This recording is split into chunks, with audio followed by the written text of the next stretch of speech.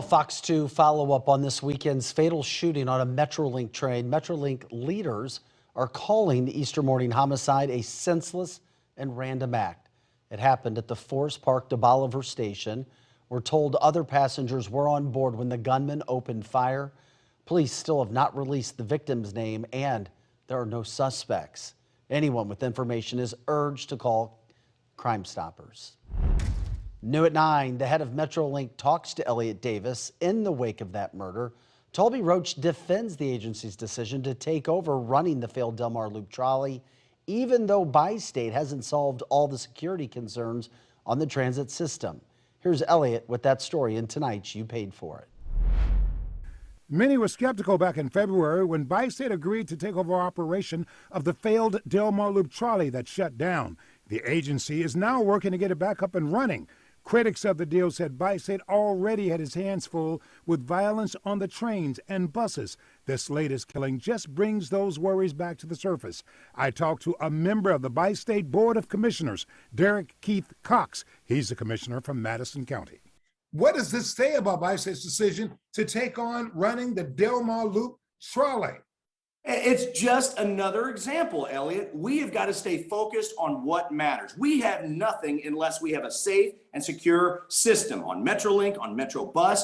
I don't want to see another penny wasted on fancy advertisement, on paint schemes, or on the Delmar Loop Trolley. He's not the only one concerned. So is St. Louis County Councilman Tim Fitch. The county funds the lion's share of Bi-State's budget. And I question whether or not they're ready to do that. We're not there with security on the MetroLink yet, and now we're taking on a new risk, a new loop trolley risk. I caught up with Bi-State President and CEO Taulby Roach. He's out of town, but made time to talk to me.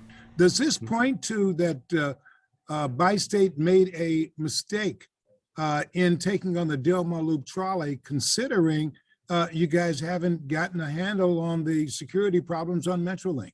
So no, I see these as two different issues. One is simply an operational issue, and we've been asked not until this summer to, of course, just operate the loop trolley. That's very different than operating a huge transit system, which we're working on.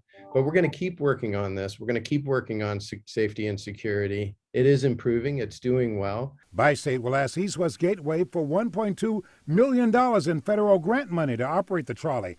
I went to talk to the head of that agency about the impact the latest killing could have on that. I'm not sure if it will or won't. Some of my directors in the past, my board members, used security on MetroLink as a reason for not funding it the last time it came through. But I'm not sure what their calculus for making the decision really is going to be this round. Some would say Bi-State may be losing focus by taking on the loop trolley.